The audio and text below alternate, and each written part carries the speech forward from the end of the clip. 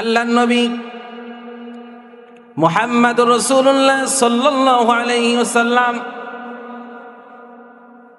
63 বছর জিন্দেগি হায়াত পেয়েছিলেন। 63 বছর।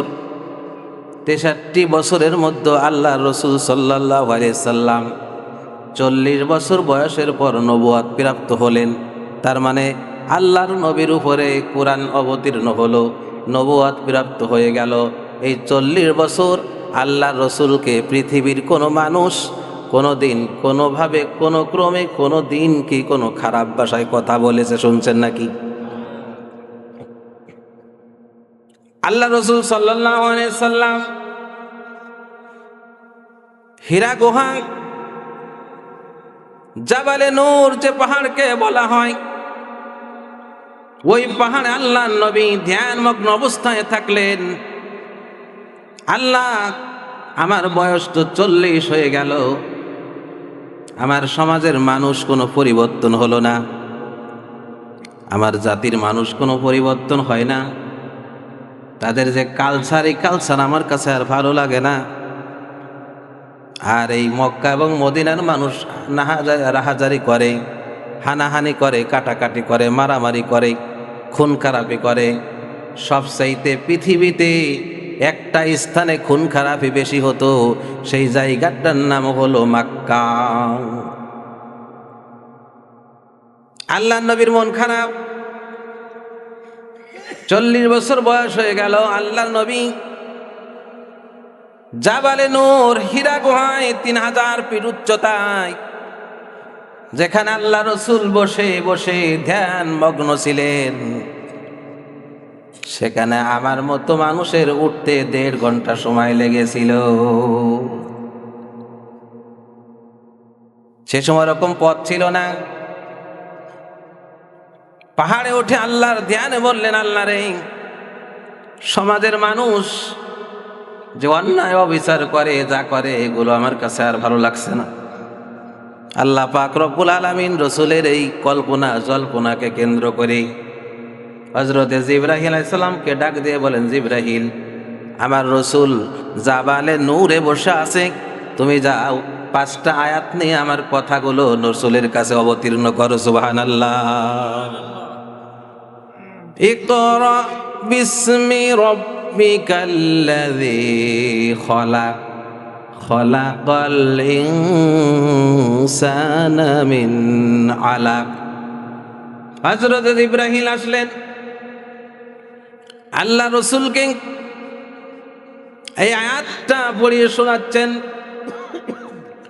রাসূলুল্লাহ সাল্লাল্লাহু আলাইহি সাল্লাম পড়তে জানে না, কিছুই পড়তে জানে না, বলছেন ইকরা, তুমি পড়ো।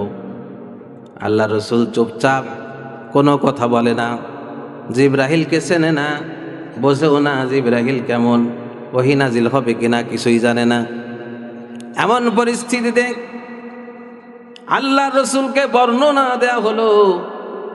এরপরে যখন বলা হলো, ইকরা বিসমি রাব্বিকাল্লাযী খলাক, পড়ো তোমার সেই প্রভুর নামে যিনি তোমাকে সৃষ্টি করেছে। চিল্লায় বলেন সুবহানাল্লাহ।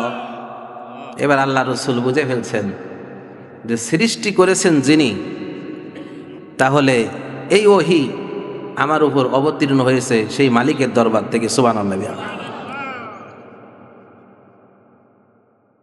আল্লাহ নবী পড়তে শুরু করলেন, 5টি আয়াত নাজিল হয়ে গেল, কোরআন পর্যায়ক্রমে অবতীর্ণ শুরু হয়ে গেল। আল্লাহ রসুল সাল্লাল্লাহু আলাইহি সাল্লাম আল্লাহর তরফ থেকে যে কথাগুলো ওহী আসে, জিবরাইল জানায়া দেন, এই কথাটা আল্লাহ রসুল 3 বছর গোপন দিয়ে চললেন। কয় বছর? 3 বছর গোপনের পরে আল্লাহ পাক রব্বুল আলামিন বললেন, হাবিব, আর গোপনে কোনো দাওয়াত দেওয়া সম্ভব হবে না। আমি যে ওহী নাজিল করেছি, এই ওহী প্রকাশ্যে যে তুমি মানুষ সমাজে জানায়া দাও। সুবহানাল্লাহ। আল্লাহ রসুল চিন্তা করছেন, ভাবছেন, আমি যে কথা বলবো এই সমাজের মানুষ কি তা মানবে? এই সমাজের সবচেয়ে বড় নেতার নাম আবু জাহেল। নাম কি? আবু জাহেল এবং মুহাম্মদ সাল্লাল্লাহু আলাইহি সাল্লামের বাড়ি কিন্তু এক জায়গা, এক সাথে সাথে। এই কথাটা মানবে? আল্লাহ রসুল সাল্লাল্লাহু আলাইহি সাল্লাম ভীত সতস্ত্র হয়ে গেলেন, কি করি? এই জাহেলিয়াত সমাজ, অন্ধকার সমাজ, এই সমাজ 40 বছর বসবাস করে দেখলাম, এই সমাজের মানুষ কি পরিবর্তন হবে? আল্লাহ রাব্বুল আলামিন জানাইলেন, মুহাম্মদ, তোমার রব যেটা হুকুম করে সেইটা যদি পৃথিবীর কোনো মানুষ না মানে তাহলে সেটা হলো আল্লাহ বিরোধী লোক। তাই আমি আল্লাহ তোমাকে অর্ডার করলাম, তুমি তামাম পৃথিবীর জমিনে আমার কথাগুলো ছড়ায়া দাও। আল্লাহ রসুল সাল্লাল্লাহু আলাইহি সাল্লাম মক্কার মানুষকে ডাকলেন, কি দিয়ে ডাকলেন? মাইকিং করে না, ওই সময় মাইকের কোনো ব্যবস্থা ছিল না। আল্লাহ রসুল সাল্লাল্লাহু আলাইহি সাল্লাম পাহাড়ের উপরে উঠলেন, লাল পতাকা হাতে নিলেন, নিশানা উড়িয়ে দিলেন। মক্কার মানুষ ওই সময় প্রথা ছিল যে পাহাড়ের উপরে যদি লাল কাপড়কে উড়ায় দেয় তাহলে সতর্ক সংক্ষেপ করছে, বোঝা যাচ্ছে কোনো বিপদে পড়ে গেছে। মুহাম্মদ সাল্লাল্লাহু আলাইহি সাল্লামকে সবাই চেনে, মুহাম্মদ সাল্লাল্লাহু আলাইহি সাল্লাম একটা ভালো ছেলে, মুহাম্মদ সাল্লাল্লাহু আলাইহি সাল্লাম কোনো খারাপ লোক না, কোনো দিন কোনো খারাপ কাজ করে নাই, এরকম প্রত্যেকটা মানুষ সমাজের চিনে গেছে। যখন লাল পতাকা উড়াইয়া দিছে সাথে সাথে মক্কার মানুষ একেবারে ঝাঁকিয়ে মুহাম্মাদের কথা শোনার জন্য পৌঁছে গিয়েছে। আল্লাহ রসুল সাল্লাল্লাহু আলাইহি সাল্লাম দেখেন আবু জাহেল উপস্থিত, আবু জাহেলের দলবল সব উপস্থিত, নিজের আপন চাচারা উপস্থিত, গোষ্ঠী উপস্থিত, মক্কার মানুষ উপস্থিত। দেখে মনের ভিতর অনেকটা আনন্দ ফুর্তি শুরু হয়ে গেল, কিন্তু মনে মনে ভাবছে, আমি যে আজকে কথাগুলো বলবো এই কথাগুলোকে মানুষ বিশ্বাস করবে নাকি? তারা তো জানেও না, বলেও নাই। আল্লাহ রসুল সাল্লাল্লাহু আলাইহি সাল্লাম এই 40 বছর বয়সের আগে, এই কথাটা প্রকাশ করার আগে আল্লাহ রসুল 2টা উপাধি পেয়েছিলেন। কয়টা? আরো জোরে কোন কয়টা? একটা উপাধি পেয়েছিলেন সাদিকিন, তার পৃথিবীতে মুহাম্মদ সাল্লাল্লাহু আলাইহি সাল্লাম হলো সত্যবাদী। সুবহানাল্লাহ। এই ঘোষণা আল্লাহ রসুল সাল্লাল্লাহু আলাইহি সাল্লামকে নবুয়াত পাওয়ার আগেই দেওয়া হলো। কারা দিল? ওই যে আবু জাহেল। ওই আবু জাহেল দেখলো যে ইনার মতো একটা মানুষ আর সমাজে হয় না, যে কথা বলি সত্য সত্য বলে দেয়, তার মানে আমি যে লোকজন নিয়ে চলি এই লোকজনের মতোই মানুষটা নয়, তার ইনাকে একটা উপাধি দেওয়া যায়। তখন তাকে একটা উপাধি দেওয়া হলো সাদিকিন, ইনি সত্যবাদী। পর্যায়ক্রমে আরেকটা উপাধি তিনি পেয়ে গেলেন আলামিন। যদি তার কাছে টুপিটা রাখা হতো তখন আল্লাহ নবী পরের দিন আবার সেই টুপিটা সেরকম সুন্দর করে বুঝে দিত। সুবহানাল্লাহ। আমানত স্বর্ণ রাখা হতো, স্বর্ণটা বুঝে দিত। এরকম তার আমানতদারিত্ব দেখে দেখে মক্কার মানুষ বলল, আর কাউকে বিশ্বাস করো আর না করো, মুহাম্মদ সাল্লাল্লাহু আলাইহি সাল্লাম হচ্ছে আলামিন। আমরা পৃথিবীর সব মানুষ মুহাম্মদকে বিশ্বাস করতে পারি।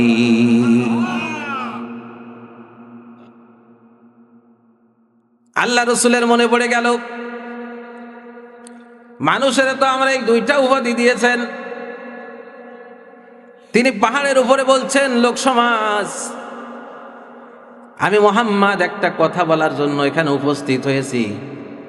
তার আগে আমি তোমাদের থেকে কয়েকটা কথা জানতে চাই। প্রথম একটা কথা হলো সাদিকিন, আমি যে সত্যবাদী এটা কি সত্য? একেবারে মক্কার মানুষ সাইডে কেটে একসাথে বলছে হওয়া সত্য। আবু জাহেলের কাছে জিজ্ঞেস করছে, চাচা এটা কি সত্য কথা? বলে হ্যাঁ। আলামিন যে উপাধি দেওয়া হয়েছে, আমি যে বিশ্বাসী, আপনারা কি এমনি এমনি দিয়েছেন নাকি অরিজিনাল ভাবে আমি বিশ্বাসী লোক এই জন্য দিয়েছেন? তারা বলছে হ্যাঁ।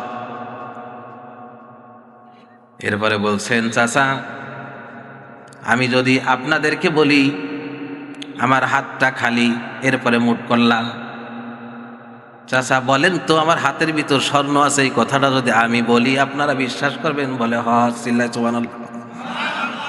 চিন্তা করছেন কত বিশ্বাস, কতটা বিশ্বাস হলে সামনাসামনি হাত দেখায় বলতে পারে আমার হাতের মধ্যে কি আছে। আমি যদি বলি স্বর্ণ, আপনারা কে বিশ্বাস করবেন? তখন মক্কার সব মানুষ একসাথে বলল, মুহাম্মদ রে, 40 বছর তোমাকে চিনেছি, 40 বছর তোমাকে জেনেছি, সব বুঝে সুঝে আমরা একই সাথে সাক্ষ্য দিতে চাই, মুহাম্মদ তোমার মতো আর পৃথিবীতে মানুষ হতে পারে না।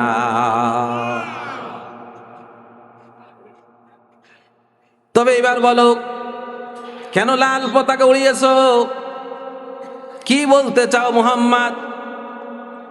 আল্লাহ রাসূল সাল্লাল্লাহু আলাইহি সাল্লাম খুশিতে বুকটা টান টান করে বলছেন, চাচা আমি পড়ে নিয়েছি লা ইলাহা ইল্লাল্লাহু মুহাম্মাদুর রাসূলুল্লাহ সাল্লাল্লাহু আলাইহি সাল্লাম।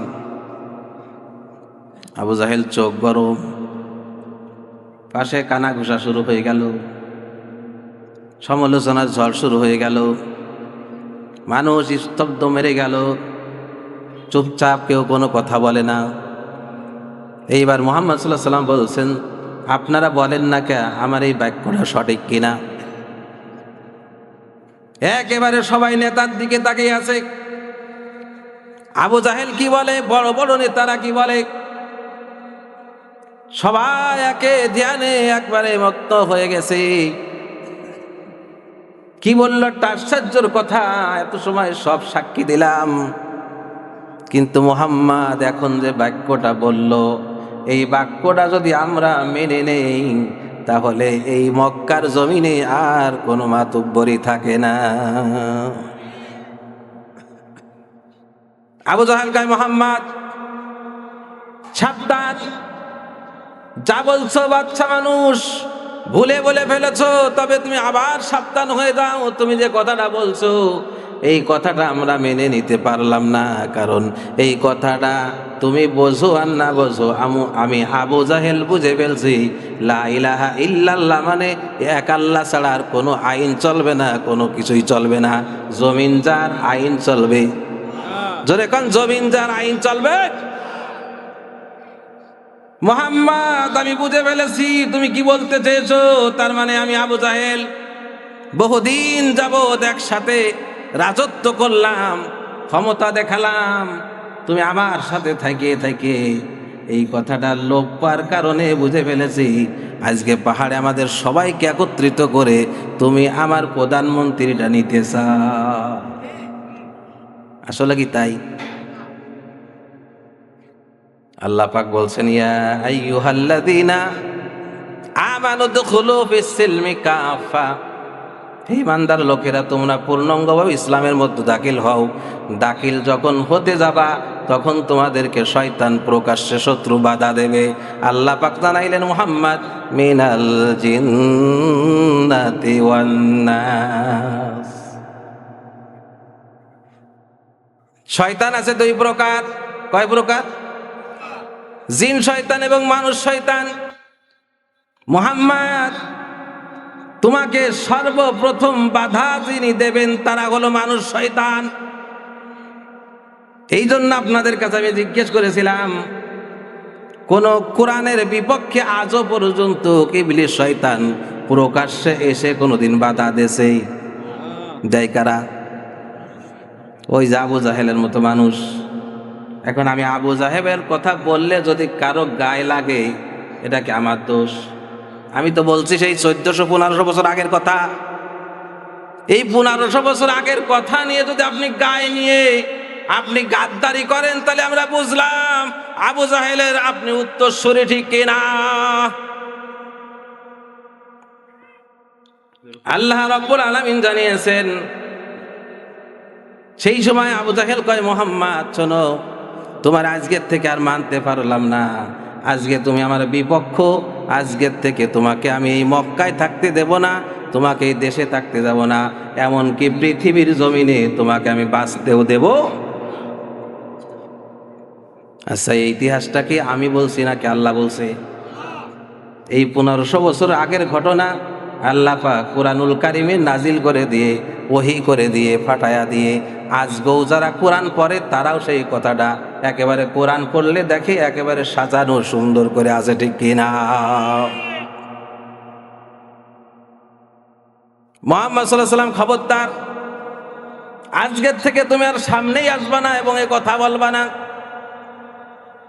লা ইলাহা ইল্লাল্লাহ শুধু এতটুকু শব্দ বলার কারণে মুহাম্মদ সাল্লাল্লাহু আলাইহি ওয়াসাল্লাম আলামিন সাদিকিন থেকে একেবারে নিশ্চুপ্ত হয়ে শত্রু হয়ে গেল।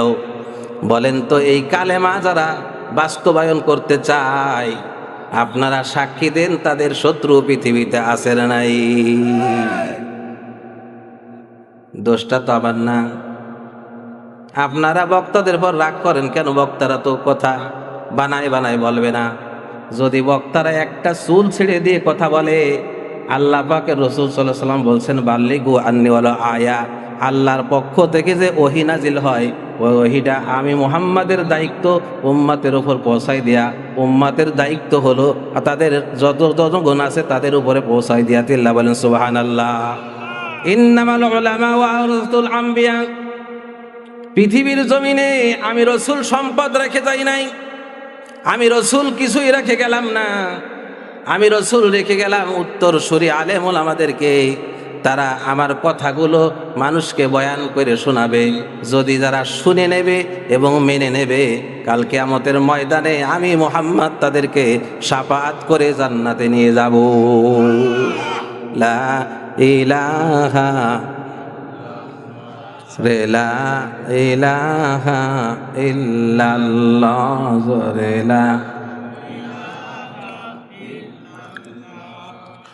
লা ইলাহা ইল্লাল্লাহ মুহাম্মাদুর রাসূলুল্লাহ। দিন থাকিতে বান্ধবেলা, কাজেই লাগবে সন্ধ্যাবেলা। অন্ধকারই কবর মাঝে পড়ে রইবা একেলা, বলো লা ইলাহা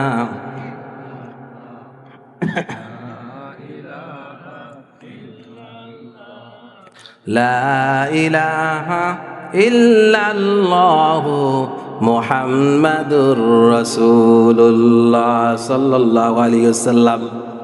সম্মানিত ভাইরা আমার, তাহলে আমরা এখানে বসে আছি, আমরা কি ইমানদার নাকি মুনাফেক? মুসলমান নাকি ইহুদি?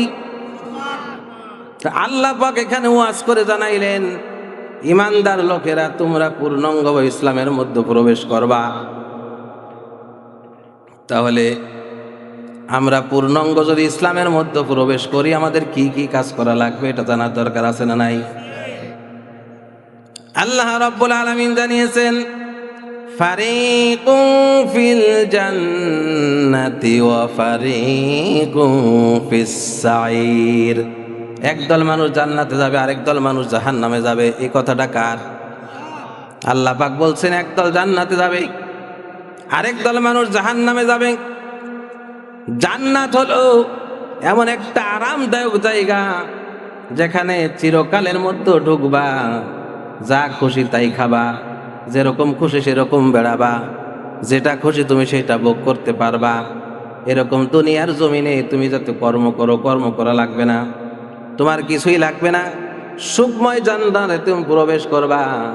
এই জান্নাতে আমি একদল মানুষকে দেব।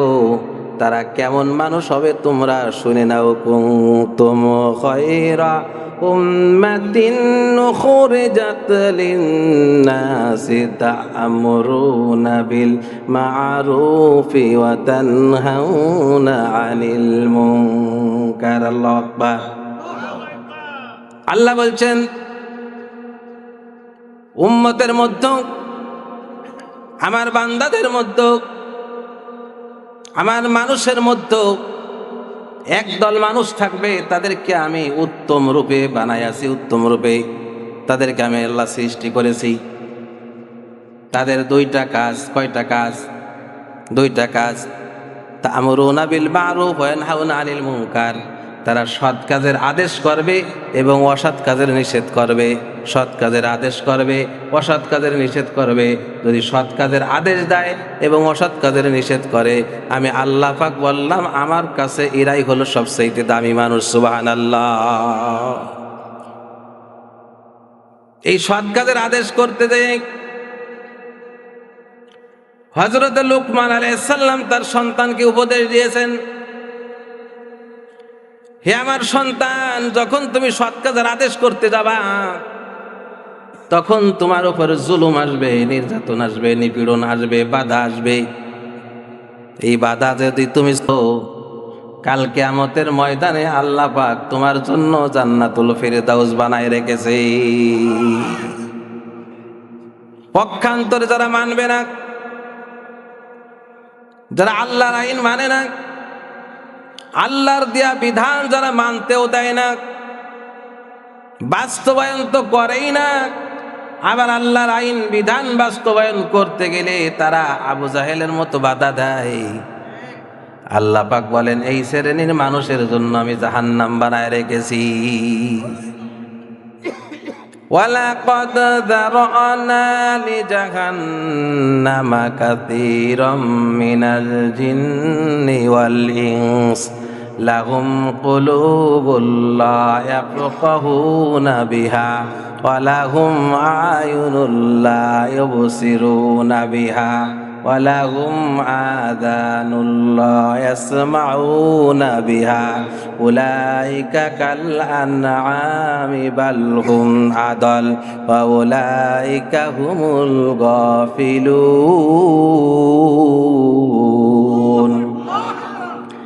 আল্লাহ বলেন ওয়ালাকাদ যারানা লিজাহান্নাম মিনাল জিন্নি ওয়াল ইনস, মানুষ এবং জিনের মধ্যে জাহান্নামে যাবে তারা। খুব খেয়াল করে শুনবেন, আল্লাহ পাক বলছেন জিন এবং মানুষের মধ্যে জাহান্নামে যাবে তারা। লাহুম কুলুবুল্লাহ, যাদেরকে আমি বিবেক দিয়েছি কিন্তু তারা বিশ্লেষণ করে না। কি দিয়েছি? আল্লাহ বলেন আমি গরুকে বিবেক দেই নাই, ছাগলকে বিবেক দেই নাই, পশু পাখিকে আমি আল্লাহ বিবেক দেই নাই। আমি আল্লাহ পাক অতি মায়া করে যত্ন করে মহব্বতের সাথে আশরাফুল মাখলুকাতকে বানাইছি, সৃষ্টির সেরা মানুষ। আমি ওই সৃষ্টির সেরা মানুষগুলো বানাইছি, তাদেরকে আমি আল্লাহ বিবেক দিয়েছি। কোনটা ভালো কোনটা মন্দ তারা বোঝে, বোঝার পরেও যদি তারা না বোঝার ভান ধরে থাকে, আমি আল্লাহর কোনো দোষ নাই, তাদেরকে জাহান্নামে ঢুকাইয়া দেব।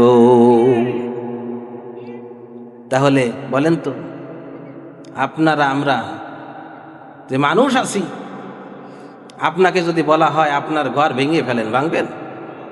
জোরে কয়। যদি হাতিকে বলা হয় হাতি এই ঘর ভেঙে দাও, ভাঙবে না? হাতি জানে না, তার বিবেক নাই, এটা আমার মালিকের ঘর, সে জানে না, বোঝে না। না বোঝার কারণে সে কি করে? ঘর ভেঙে ফেলে। কিন্তু আল্লাহ পাক বলছেন তা তো না, আমি আশরাফুল মাখলুকাত বানাইছি, সৃষ্টির সেরা। পৃথিবীতে যত মাখলুকাত বানাইছি সব মাখলুকাত চাইতে শ্রেষ্ঠ করে আমি আল্লাহ তাআলা এই মানুষকে বানাইছি। আল্লাহ পাক বলেন বান্দা নেই, ও আমার আদরের বান্দা, ও আমার আদরের উম্মত, ও আমার আদরের বান্দা বান্দি, তোমরা শোনো, তোমাদেরকে আমি যখন বানাইতে গেলাম তখন আমি ফেরেশতাদের কাছে জিজ্ঞেস করেছিলাম ফেরেশতারা বানাবো কিনা। ফেরেশতারা বলেছিল না, ওই বান্দাগুলো তুমি বানায়ো না, কারণ তুমি জিন জাতি পৃথিবীতে বানাইছিলে। জিন জাতি তোমার কথা না শুনে আহাজারি করছে, মারামারি করছে, কাটাকাটি করছে, হিংসা বিদ্বেষ করছে, নারী দর্শন করছে, জিনা করছে, ঘুষ করছে, সুদ করেছে, এরকম শৃঙ্খল করে পৃথিবীটা একেবারে নষ্ট করে দিয়েছে। আল্লাহ আর নতুন করে তুমি কিছু বানানোর চেষ্টা করার দরকার নাই। কিন্তু আল্লাহ কয় না রে বান্দা, না, আমি তোরে বড় আদর করে বানাইলাম, তোরে সুন্দর করে আমি সৃষ্টি করলাম, আশরাফুল মাখলুকাত হিসেবে তোরে বানাইয়া দিলাম। আমি তোকে বানাইয়া হযরত আদম আলাইহিস সালামকে বানাইয়ে গোটা পৃথিবীর আসমান এবং জমিনের মধ্যে যত ফেরেশতা ছিল সব ফেরেশতারে ডাকলাম, ফেরেশতারা উপস্থিত হও, তোমরা এনাকে এই আদমকে সম্মানের সাথে সেজদা করো। সব ফেরেশতারা সেজদা করলো, কিন্তু আজাজিল ফেরেশতা সেজদা করলো না। আমি জিজ্ঞেস করলাম, আজাজিল তুমি জিন থেকে ইবাদত করতে করতে করতে এত পরিমাণ আমাকে ডাকছো, আমাকে তুমি স্মরণ করছো, সেজদা করছো, এত পরিমাণ সেজদা করছো যে আমি আল্লাহ পাক খুশি হয়ে মালাইকাতুন, তার মানে ফেরেশতাদের সর্দার তোমাকে বানায়া দিয়েছি। সুবহানাল্লাহ। আজাজিল হলো জিন। আজাজিল কি? জিন। এই জিন, আজাজিল নামক এই জিনটা আল্লাহর ইবাদত করতে করতে করতে করতে এত পরিমাণ আল্লাহর কাছে পছন্দ হয়ে গেছে যে পছন্দর পরে তিনি মালাইকা গোটা ফেরেশতাদের সর্দার বানাই দিয়েছে। এই গোটা পৃথিবী সব সর্দার বানানোর পরে সমস্ত ফেরেশতা এক জায়গা করে বলছে, আল্লাহ পাক একটা হুকুম দিয়েছে, আদমকে আমি আশরাফুল মাখলুকাত হিসেবে মহব্বতের সাথে বানাইছি, আমি তার সম্মানার্থে তোমাকে একটা হুকুম করলাম, তুমি তাকে একটু সেজদা করো। ইবলিস বলল, আল্লাহ না, সব ফেরেশতা সেজদা করতে পারে, কিন্তু আমি সেজদা করব? বলেন তো আল্লাহর কয়টা হুকুম তিনি অমান্য করেছে? একটা হুকুম অমান্য করার কারণে গোটা পৃথিবীতে সেজদা করতে করতে করতে করতে আল্লাহর কাছে এত প্রিয় হয়ে গেছে, কিন্তু আল্লাহর একটা হুকুম অমান্য করার কারণে আল্লাহ পাক তাকে লানত দিয়ে একেবারে অভিশাপ দিয়ে ফেলে দিয়েছে। তিনি ফেরেশতা থেকে তার নাম হয়ে গেছে ইবলিস। নাম কি গেছে? এই জন্য আল্লাহ পাক বলছেন, ইমানদারেরা আমি তোমাদেরকে বলছি পূর্ণাঙ্গভাবে ইসলামের মধ্যে দাখিল হও। একটা আমল করবা, আরেকটা তুমি বাদ দিবা, আরেকটা করবা, আরেকটা বাদ দিবা, এরকম। এই জন্য আমি আল্লাহ পাক তোমাদেরকে ইমানদার বানাই নাই। আমি আল্লাহ পাক তোমাকে আশরাফুল মাখলুকাত বানাইছি, সৃষ্টির সেরা বানাইছি, তোমার বোঝার ক্ষমতা দিয়েছি, তুমি বুঝে শুনে যাইনি আমার ইবাদত করো। আমি আল্লাহ পাক তোমার জন্য জান্নাতে ঘর বানায় রেখেছি। এই আল্লাহর এই জান্নাত উপভোগ করার রাজি আপনারা আছেন? আল্লাহ কবুল করেন, বলেন আমিন। অনেক মানুষ এখানেতে উঠে চলে যাচ্ছে, কে বুঝলাম না, কয়েকজন উঠে চলে গেল, হয়তো প্রস্রাব চাপিয়েছে, তাই না? আবার রাস্তায় রাস্তায় অনেক মানুষ আছে, এখানে আসতেছে না। কারণ কি আমি জানি না। কারণটা হলো এই কোরআনের সব কিছু তাদের ভালো লাগবে। আমি যদি বলি, ভাইরা আপনারা আগামীকাল সকাল থেকে ফজরের নামাজ আদায় করবেন, কথাটা আপনারা শুনবেন কি শুনবেন না? জোরে কন। এখন মানবেন কিনা সেটা আপনার ব্যাপার, মানতেও পারেন নাও মানতে পারেন, কিন্তু আল্লাহ পাক বলছেন না, এটা হবে না। আমি যে আল্লাহ পাক বলছি নামাজ তোমার পড়তে হবে, এইটা না, নামাজ পড়াইতে হবে, এই কথাটা আমি বলছি তাদেরকে যারা দুনিয়ার জমিনে 5 ওয়াক্ত নামাজ আদায় করে,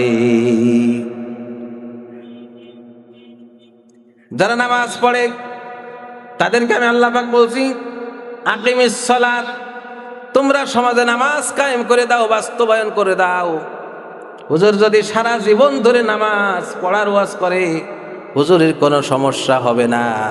যখন হুজুর বলবে নামাজ কায়েম করতে হবে এই জমিনে, যারা মুসলমান প্রত্যেকের নামাজ পড়তে হবে, বলেন তো এরকম হুজুর যদি সারা জীবন ওয়াজ করে কোনো ফায়দা হবে?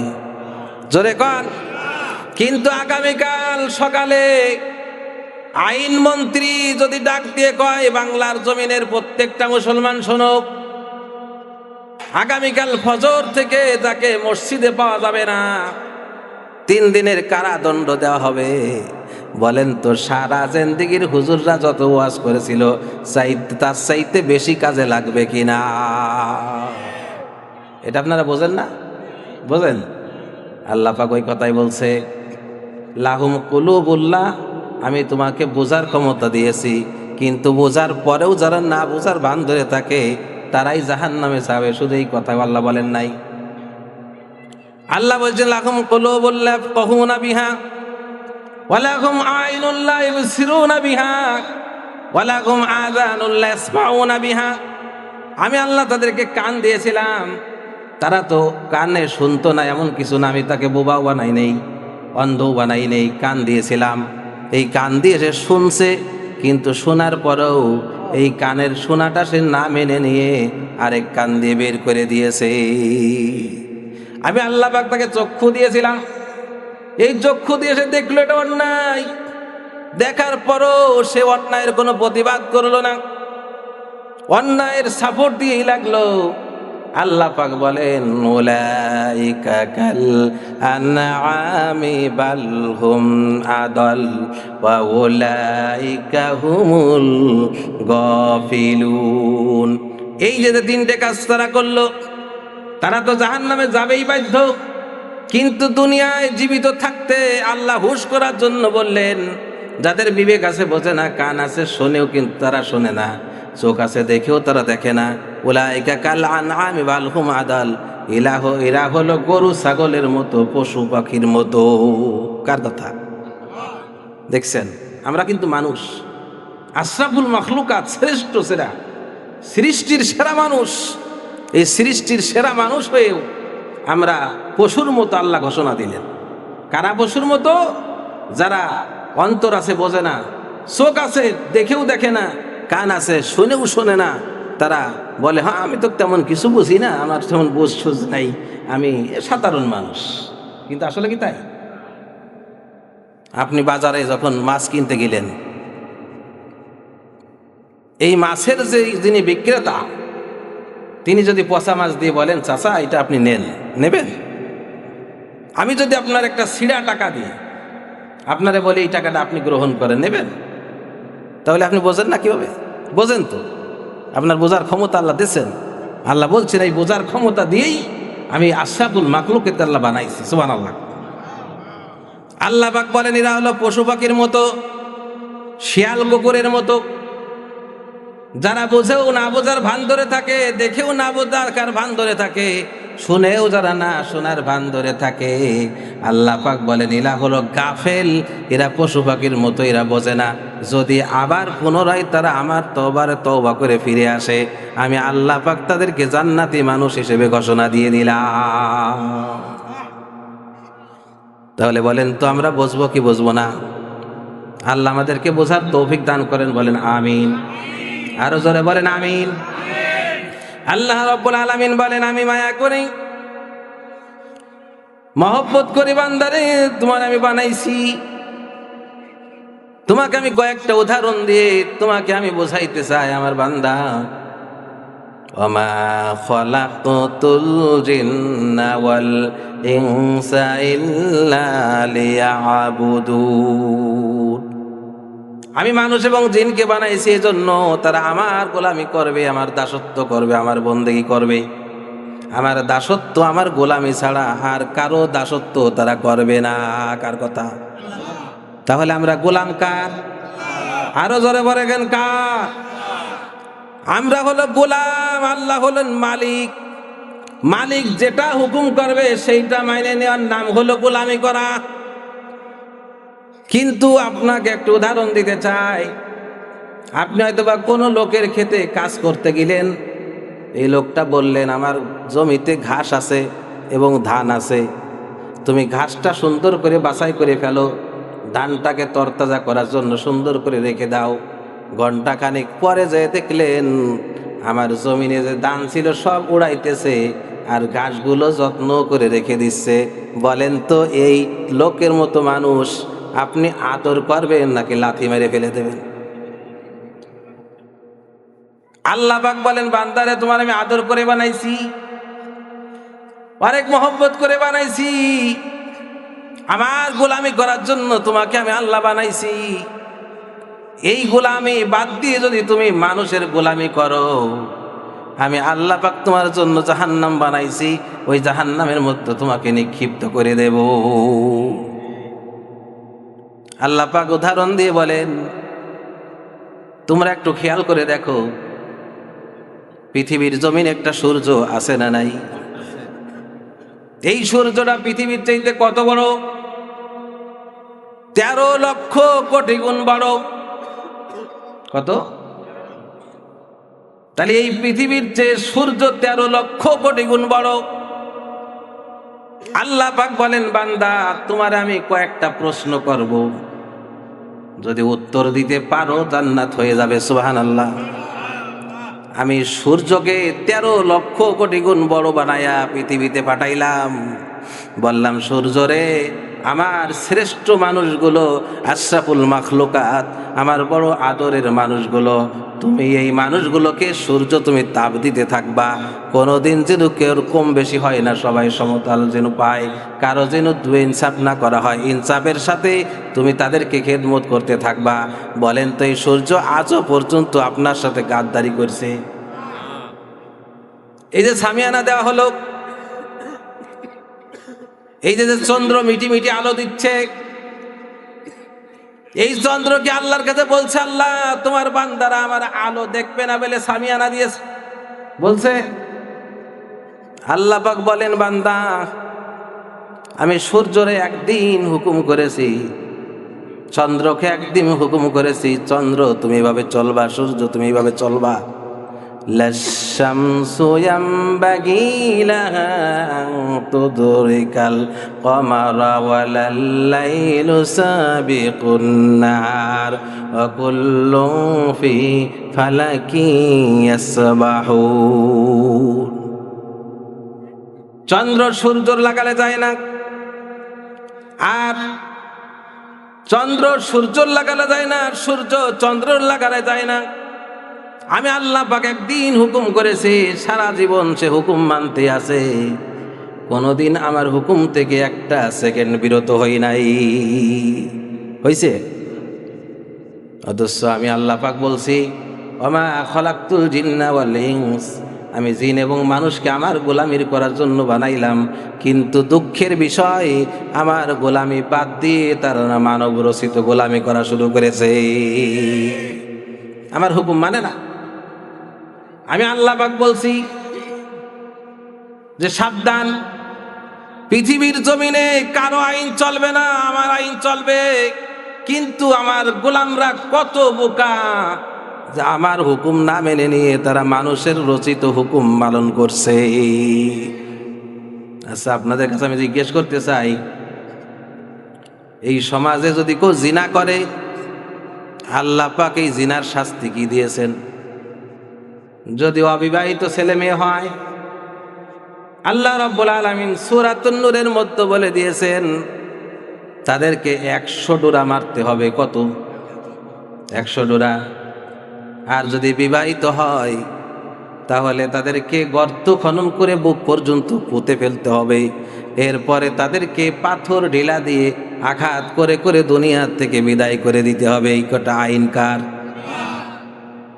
এই আল্লাহর আইন বাদ দিয়ে সমাজের মানুষ আইন করলো, অমুকের ছেলে ধরা পড়েছে, অমুকের মেয়ে জিনা করেছে, ধরো সালিশ বসাও, ওই যে মদ্দাটা 1 লক্ষ টাকা জরিমানা ধরো।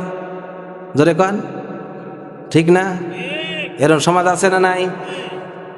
আর মেয়েটা বিবাহ শাদীর জন্য আদর যত্ন সহকারে 1 লক্ষ টাকা দিয়ে দাও।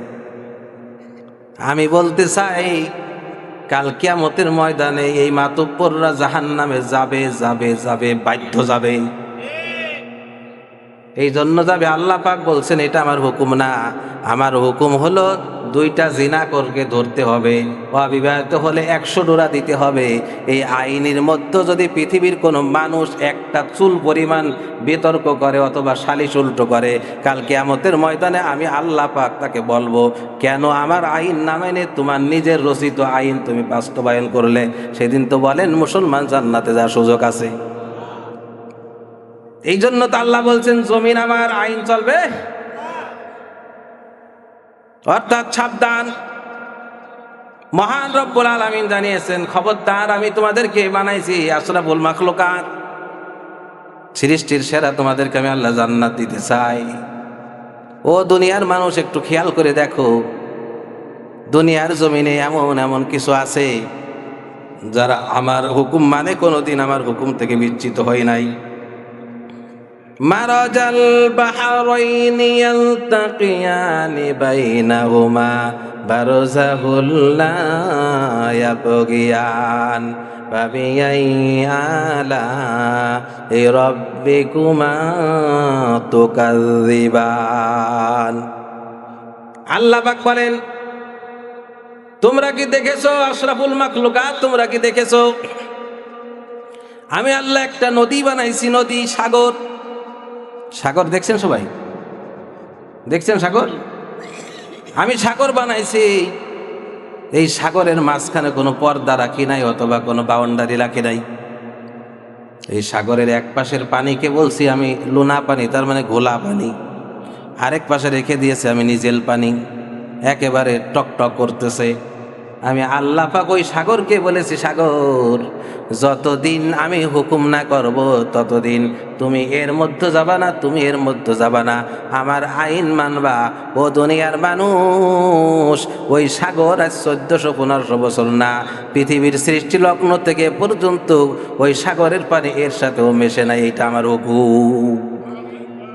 কার হুকুম? ইয়া আইয়ুহাল ইনসানু মা গাররাকা বিরাব্বিকাল কারীম।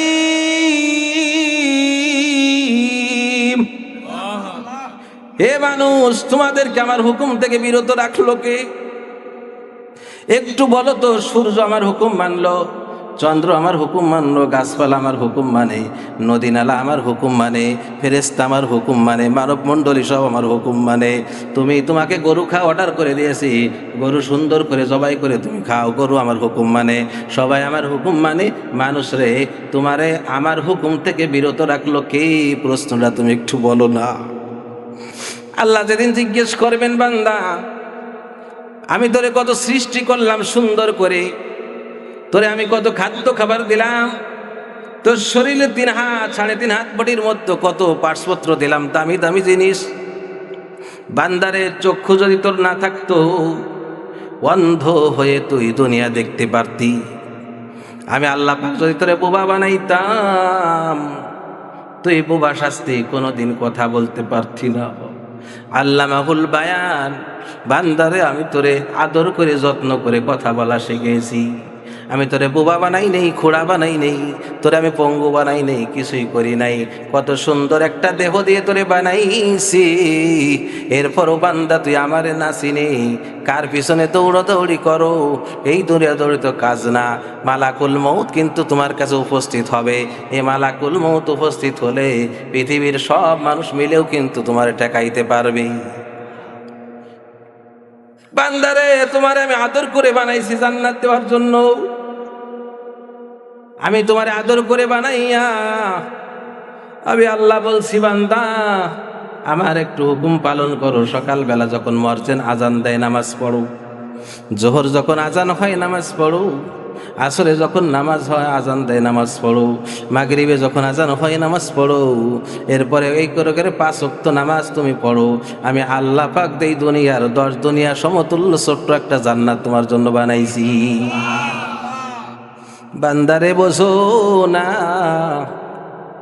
একটু বোঝার চেষ্টা করো আমি আল্লাহ তোমাকে কত সুন্দর বানাইলাম।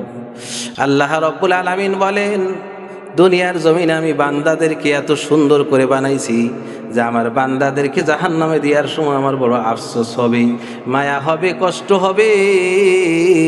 সেদিন কিয়ামতের ময়দানে আমি বান্দাদেরকে বলবো, বান্দা তোমরা একটু যাও, তোমরা একটু দেখে দেখে আসো তো, যদি তোমার আমল নামায় কিছু সওয়াবাদি থাকে আর আমি আল্লাহ পাক যদি মাফ করার যোগ্যতা থাকে, তাহলে আমি আল্লাহ পাক তোমার জিন্দেগির গুনাহ মাফ করে তোমাকে জান্নাত দিয়ে দেব।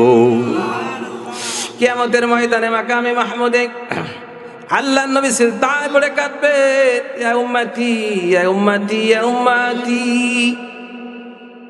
সেদিন মানুষ আফসোস করে দৌড়াবে, উম্মত দৌড়ায় যাবে রসুলের কাছে। আল্লাহ রসুল সেদিনকে কপালে দেখবেন যার সেজদার দাগ আছে, সেজদার দাগ দেখে আল্লাহর নবী চিনে ফেলবে এটা আমার উম্মত। এই উম্মতটাকে আল্লাহ রসুল শাফাত করে সেদিন জান্নাতে নিয়ে যাবেন। চিল্লায় বলেন সুবহানাল্লাহ। ভাইরা আমার, আমি সংক্ষিপ্ত একটা কথা বলে শেষ করব। আল্লাহ রাব্বুল আলামিন জানিয়েছেন, কুল্লু নাফসিন যায়িকাতুল মাউত সুম্মা ইলাইনা লা তুরজাউন। পৃথিবীতে যত প্রাণী আমি সৃষ্টি করেছি সব প্রাণীর মৃত্যুর স্বাদ গ্রহণ করতে হবে, মৃত্যুবরণ করতে হবে। একটু তাকায় দেখেন তো, কতজন পৃথিবীতে প্লেনে চড়ে, হেলিকপ্টারে চড়ে, যার হাইক্স গাড়ি আছে সে হাইক্স গাড়িতে চলে, মাইক্রো আছে মাইক্রোয় চলে, আছে প্রাইভেটে প্রাইভেটে চলে, একজনের ভ্যান আছে সে ভ্যানে চলে। কিন্তু একটা জিনিস খেয়াল করে দেখেন, পৃথিবীতে যত মানুষ আছে তাদের একটা গাড়ি বানানো আছে। বলেন তো এই গাড়িটা পাহারা দেওয়ার কোনো মানুষ আছে নাকি? সেই গাড়িটা কোথায় থাকে বলেন তো? মসজিদের কোনায়। এই মসজিদের কোনায় যে গাড়ি, এই গাড়ির ড্রাইভার চারজন। এই চারজনওয়ালা ড্রাইভারের গাড়ি কার জন্য অপেক্ষা করছে পৃথিবীর কোনো মানুষ জানে? বড় ধনীর জন্য অপেক্ষা করছে নাকি গরিবের জন্য অপেক্ষা করছে? ফকিরের জন্য অপেক্ষা করছে না বাচ্চার জন্য অপেক্ষা করছে? নারীর জন্য অপেক্ষা করছে না পুরুষের জন্য অপেক্ষা করছে? পৃথিবীর কেউ জানে না। আল্লাহ পাক বলেন, এমন একটা গাড়ি বানাইছি, একটা ছোট সাইকেল হলো অনেক চোর আছে চুরি করে নিয়ে যায়, কিন্তু 30-40 হাজার টাকা দিয়ে মসজিদের মধ্যে যে পালকিটা বানাইছো, এই পালকিটা চোরেও চুরি করে না। কারণ চোরেরও যে পালকি, বাদশাহরও সেই পালকি ঠিক কিনা? ধনীরও যে পালকি, গরিবেরও সেই পালকি, পুরুষের যে পালকি, মহিলার সেই একই পালকি। আল্লাহ কয়, ওই যে 4 ড্রাইভারের যে পালকিটা আছে বান্দা একটু বোঝো, ওইখানে যদি তোমাকে মালাকুল মউত উপস্থিত হয়ে যায় আর পৃথিবীর সব মানুষ যদি তোমাকে আবেদন করে নাকি এই পালকিতে চড়াইব না, সম্ভব? কোনোদিন সম্ভব না। ওই পালকিতে তোমার চড়াই লাগবে। 4 বিহারা কাঁধে করে 3.5 হাত জায়গা খনন করে তোমাকে ওইখানে একবারে জীবনের মতো পুঁতে দেবে, কিন্তু কোনোদিন ওই কবর থেকে আর দেখার কেউ হবে না। ভাইরা আমার, সম্মানিত মা বোনেরা আমার, অল্প একটু খেয়াল করে শোনেন তো। আল্লাহ পাক বলেন, ওই 3.5 হাত কবর, ওই 3.5 হাত কবরের জায়গা ডাইনে মাটি, বামে মাটি, সামনে মাটি, পিছনে মাটি, মাটির ওই বিছানায় সবাই পড়ে থাকতে হবে। কারো জায়গা কোনো সিরিয়াল দেওয়া নাই, কারো জন্য কোনো আলাদা সেট করা নাই। একই জায়গায় সবার একই গোরস্থানে কবর হয়ে যাবে। নারী হলেও কবর হবে, পুরুষ হলেও কবর হবে, ছোট হলেও কবর হবে, বড় হলেও কবর হবে। আল্লাহ কয়, বান্দারে ওই কবরের কথা একটু ভাবো, ওই কবরে যাইয়ে তোমার অবস্থাটা কি হবে? ওই কবরে তোমাকে নামানোর পরে মানুষ যত দ্রুত ফিরে আসার চেষ্টা করবে, কোনোদিন কবরের কাছে যাবে না, কোনোদিন আর ওই কবরের সাক্ষাৎ হবে না, দেখাও হবে না। চিরবিদায় নিয়ে তুমি একা পড়ে থাকবা। ও বান্দা, সেই দিনটা তোমার কখন কোন সময় আসবে তুমি কিন্তু জানো না, ঠিক না? আল্লাহ পাক বলেন, সেই সময় তোমার জানা নাই। অতএব মালাকুল মউত প্রতিদিন তোমার কাছে 5 বার আসে সাক্ষাৎ করতে। বান্দারে, প্রতিদিন 5 বার কমপক্ষে তুমি কবরের কথা একটু স্মরণ করো। যদি স্মরণ করতে পারো, তবে আমি আল্লাহ পাক তোমাকে জান্নাতের জন্য উচ্চ মাকাম বানায়া রেখে দিতে পারি। সম্মানিত মা বোনের আমার, অনেক মা বোন এসেছেন।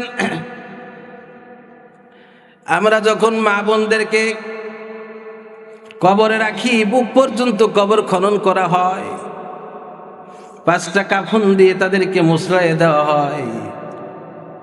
দুনিয়ার জমিনে কত মা বোন আছে আগলা, তারা বোরকা পছন্দ করে না, ঠিক না? জোরে কন। তারা শুধু সেলোয়ার কামিজ পছন্দ করে, তারা আগলা হইতে বেড়াইতে পছন্দ করে। মারে, তুমি একটু খেয়াল করে শোনো রে মা, তোমাকে আমি একটু অনুরোধ করি, তুমি একটু খেয়াল করে শোনো। তুমি মৃত্যুবরণের পরে তোমাকে যদি আমরা শুধু ওই নদীর মধ্যে ফালায় রাখতাম কোনো অসুবিধা হতো না, মাটির মধ্যে উলঙ্গ করে ফালায় রাখতাম কোনো অসুবিধা হতো না। কিন্তু আল্লাহ রসুল বলেন, দুনিয়ার জমিনে যে মা মারা যাবে তাকে 5টা কাফনের কাপড় দিয়ে তুমি মোড়ায়া পৃথিবীর সব নারীদেরকে দেখায়া দাও দুনিয়ার জমিনে জীবিত থাকতে তোমাকে কিরকম পর্দায় থাকতে হবে। এইটা কিন্তু মৃত্যু মানুষের শিক্ষা না, এই শিক্ষাটা হলো জীবিত মানুষের। আল্লাহ পাক বলেন, বুক পর্যন্ত তোমাকে মাটি খনন করে গর্ত করা হয়, তোমাকে যদি 1 হাত মাটি খনন করে তোমাকে রাখা হতো, পচতো না পচতো। পুরুষের নাভি পর্যন্ত রাখা হয়। ও আমার মা, ও আমার বোন, দুনিয়ার জমিনে তুমি যদি জীবিত থাকা অবস্থায় বেপর্দা থাকো, তাহলে বেপর্দা থাকলে তোমার নামাজ যাবে, রোজা যাবে, হজ যাবে, জাকাত যাবে, দান যাবে, খয়রাত যাবে, সব বাদ পড়ে যাবে, কোরআন তেলাওয়াত বাদ পড়ে যাবে। আল্লাহ পাক কিয়ামতের দিন জিজ্ঞেস করবেন, তুমি জিনার কাতারে দাঁড়াই আছো, তুমি জিনা কর, কারণ তোমার চেহারা অসংখ্য পৃথিবীর নারী দেখেছে, ঠিক কিনা? এই জন্য আমার আল্লাহ পাক বলেন, আল্লাহ রসুল সাল্লাল্লাহু আলাইহি ওয়াসাল্লাম বলছেন, দায়ুস পুরুষ জান্নাতে প্রবেশ করবে না, দায়ুস পুরুষ জান্নাতে প্রবেশ করবে না, দায়ুস পুরুষ জান্নাতে প্রবেশ করবে না। বলেন তো দায়ুস পুরুষ কাকে বলে? আল্লাহ রসুল সাল্লাল্লাহু আলাইহি ওয়াসাল্লাম বলছেন সাহাবাদেরকে, দায়ুস পুরুষ জান্নাতে যাবে না। সাহাবারা জিজ্ঞেস করছেন, ইয়া রাসূলুল্লাহ, দায়ুস পুরুষকে? আল্লাহ রসুল বলছেন, দায়ুস পুরুষ হলো ওই ব্যক্তি যার স্ত্রীকে পর্দায় রাখার 100 চেষ্টা করে না, যার মেয়েকে পর্দায় রাখার 100 চেষ্টা করে না, যার মেয়ে বেপর্দা, যার স্ত্রী বেপর্দা, এইটা হলো দায়ুস পুরুষ। সরমানার মুরিদ হলেও জাহান্নামে যাবে, ইসলামী আন্দোলন করলেও জাহান্নামে যাবে, জামাত করলেও জাহান্নামে যাবে, ইমামতি করলেও জাহান্নামে যাবে, হজ করলেও জাহান্নামে যাবে, ছাড় পাবে না। আল্লাহ বলছেন, কু আনফুসাকুম ওয়া আহলিকুম নারা, তুমি জাহান্নাম থেকে বাঁচো এবং তোমার হাল পরিবার বাঁচাও। আপনি শুধু নামাজ পড়ে জান্নাতে যাবেন, এটা অনবাস্তব। আপনি রোজা রেখে জান্নাতে যাবেন, এটা অনবাস্তব। আপনার মেয়ে বেপর্দা, আপনার ছেলে নামাজ পড়ে না, আপনার বিবি নামাজ পড়ে না, আপনার বিবি বেপর্দা। আপনি মসজিদের মুয়াজ্জিন ইমামের আজান দেন, ইমামতি করেন, আল্লাহর কসম আপনার এই আমল সব থাকবে। কিন্তু এক নারী, আপনার স্ত্রী এবং মেয়ে, কাল কিয়ামতের ময়দানে আপনার বিরুদ্ধে মামলা দিয়ে জাহান্নামে ঢোকায়া দেবে। কথাটা কি ঠিক না বেঠিক? তাই তো আমি বলতে চাই, সর্বশেষ একটা শিক্ষা, এই মা বোনদেরকে যদি আমি সারা জীবন ওয়াজ করি, কোনোদিন তারা ফিরে আসবে? কারণ আপনার গ্রামে দেখেন তো কয়জন পর্দাশীল মহিলা আছে, কিন্তু আপনি তো দায়ুস পুরুষ হিসেবে ঘুরে বেড়ান। আল্লাহ পাক বলেন, তুমি সেই দিন বেঁচে যাবা যেদিন এই রাষ্ট্র ইসলামিক রাষ্ট্র হয়ে যাবে, আর ইসলামিক রাষ্ট্রে আইন হয়ে যাবে। সম্মানিত মা বোনেরা, আল্লাহ তোমাদেরকে হুকুম করেছে তোমরা পর্দা করো। সেদিন দেখবেন সরকারে আইন হওয়ার সাথে সাথে এলাকার সব মা বোনরা একসাথে আপনাকে বলবে, আমি পর্দায় থাকবো, আর বের হতে চাই না বেপর্দা অবস্থায়, আমি সারা জীবন পর্দার সাথে থাকতে চাই। আল্লাহ পাক বলেন, সেদিন তুমি একেবারে চেষ্টা ছাড়াই বেঁচে যাবা। সুবহানাল্লাহ, ঠিক না বেঠিক? কারণ সেদিন আর আপনার ওয়াজ করা লাগবে না, অটোমেটিক মা বোনরা পর্দায় চলে আসবে। এই জন্য আমাদের কাজটা কি? আমাদের কাজটা হলো, আল্লাহ রসুল সাল্লাল্লাহু আলাইহি ওয়াসাল্লাম বলছেন যে আমি 40 বছর পরে দাওয়াত দিতে দিতে মানুষকে যখন বাস্তবায়ন করলাম, দাওয়াত দিতেই থাকলাম, মানুষ মানলো, কিছু মানলো না, ঠিক না?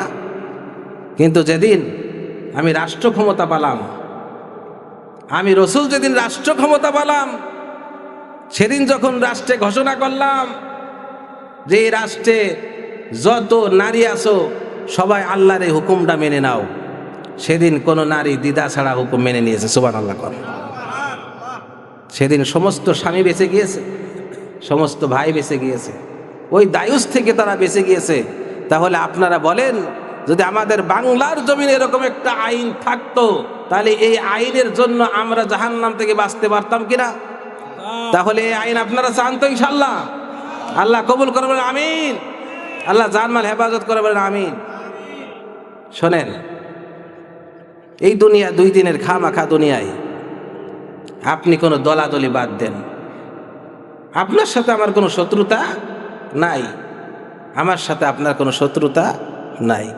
আমরা মুসলিম, আমরা একসাথে সবাই মিলে, আমাদের আদি পিতা জান্নাতে ছিল, আমরা সবাই মিলে সেই জান্নাতে যেতে চাই। আল্লাহ কবুল করেন, বলেন আমিন। আরো জোরে বলেন আমিন। আমি সর্বশেষ একটা ঘটনা বলে ইনশাআল্লাহ শেষ করব।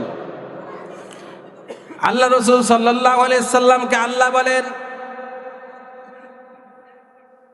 হে রসুল, পূর্বের একটা ঘটনা তোমাকে আমি শোনায় দেই। আল্লাহ রসুল সাল্লাল্লাহু আলাইহি সাল্লাম জিবরাইলের কাছে শুনতে শুরু করলেন।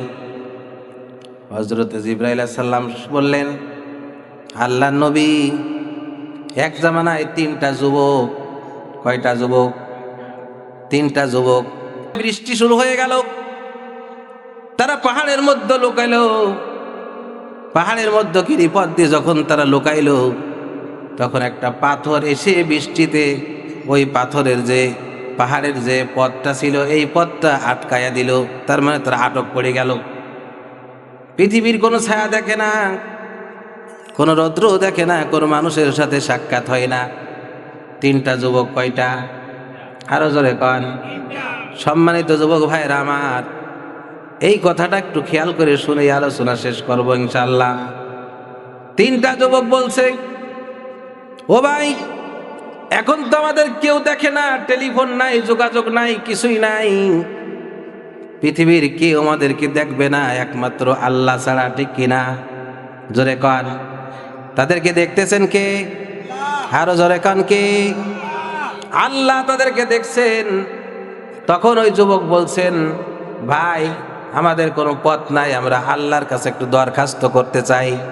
তোমরা যার যার যত সুন্দর আমল আছে এই আমলের দোহাই দিয়ে আল্লাহকে বলো, আল্লাহ যেন আমাদেরকে এই গুহার থেকে একটু বের করার সুযোগ দান করে। বলেন আমিন। আল্লাহ রাব্বুল আলামিন এর কাছে এক যুবক বলছেন, আল্লাহ, আমি পৃথিবীর জমিনে এমন কোনো কাজ করতে পারি নাই যে কাজের বিনিময়ে তোমার কাছে আমি দোয়া করব। আল্লাহ রে, আমি একটা কাজ করেছিলাম দুনিয়ার জমিনে, সেইটা হলো আমার মা, আমার আব্বা, একটা ঘটনা তাদের মধ্যে ঘটে গেল। আমি রাখাল, আমি ছাগল চড়াইতাম। আমি প্রতিদিন যখন ছাগল সারাদিন রেখে রেখে সন্ধ্যাবেলা যখন বাড়িতে ফিরতাম, ছাগলের দুধ দহন করতাম। আর এই ছাগলের দুধ দহন করে আমার বাচ্চা কাচ্চাকে খাওয়ানোর আগে সর্বপ্রথম আমার আব্বা এবং মাকে আমি খাওয়াইতাম। সুবহানাল্লাহ।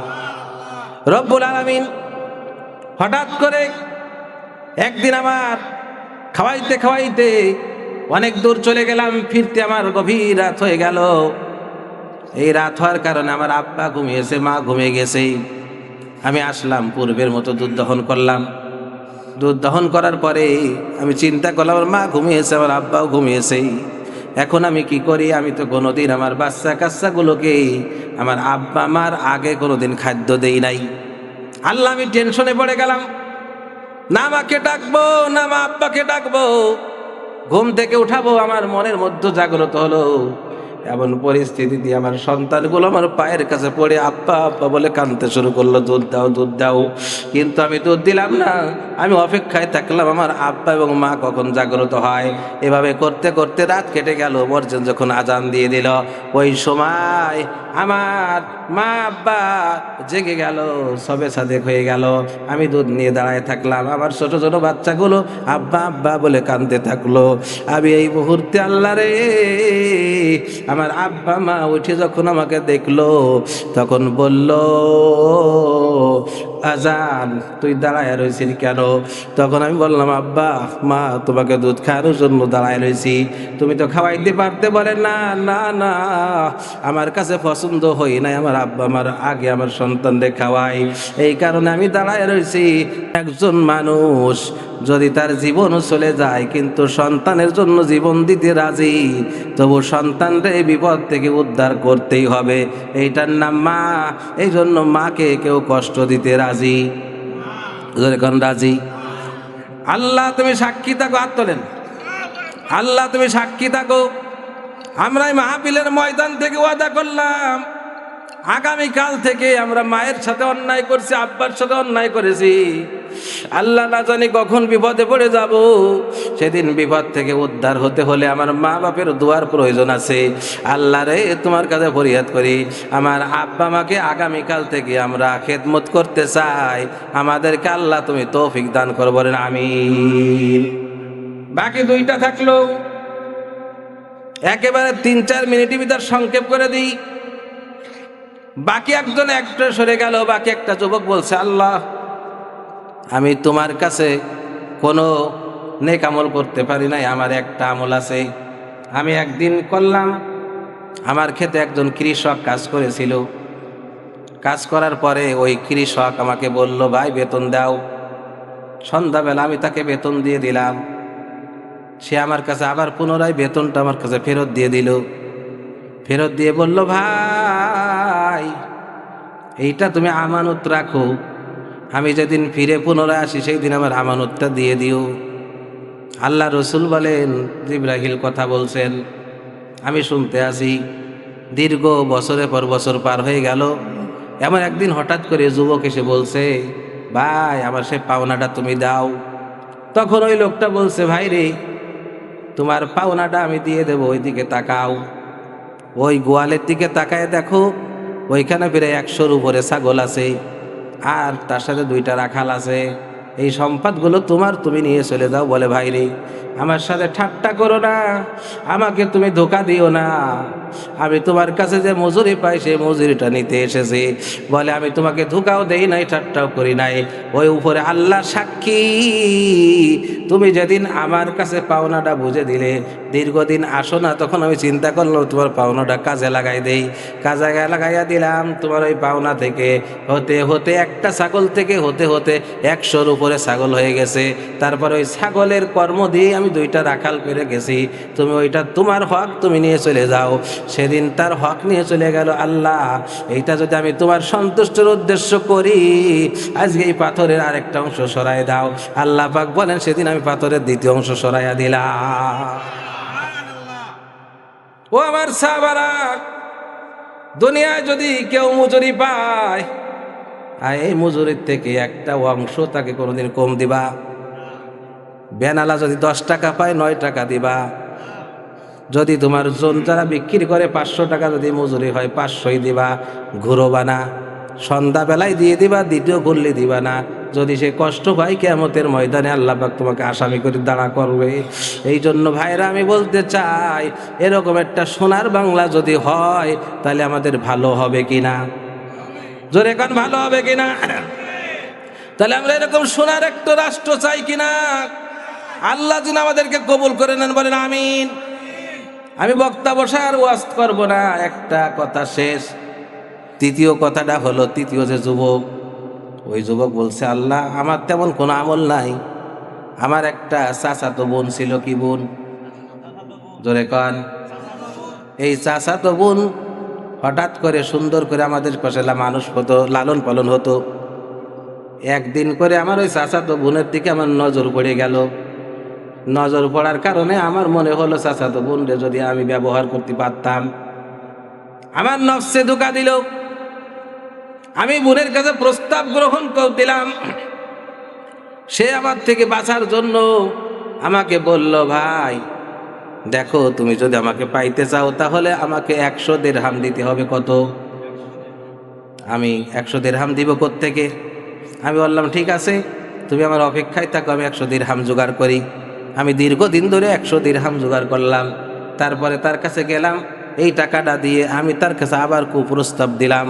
কুপ্রস্তাব দেওয়ার পরে সে বলল, ভাই এতদিন যা করছি এটা হলো তোমাকে অপেক্ষা করানোর জন্য।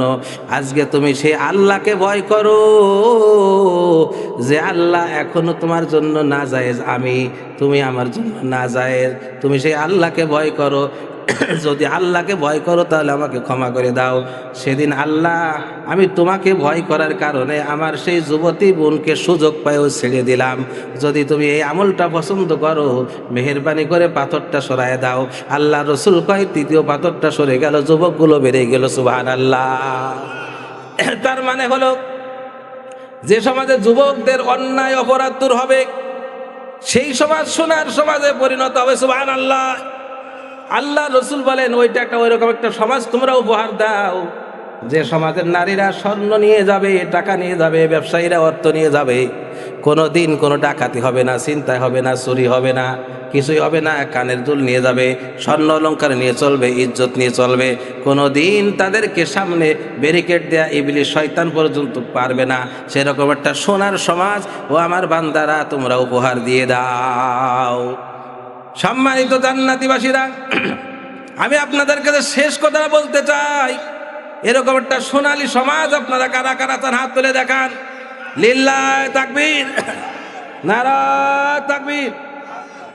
আল কোরআনের আলো, আল হাদিসের আলো, সংসদে জলো, নারায়ে তাকবীর।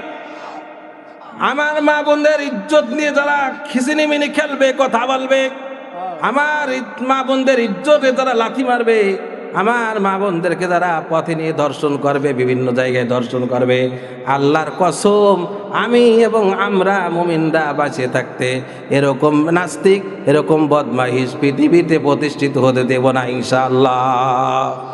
আল্লাহ কবুল করেন, আমিন। ওয়া আখিরু দাওয়ানা আলহামদুলিল্লাহি রাব্বিল আলামিন। আসসালামু আলাইকুম।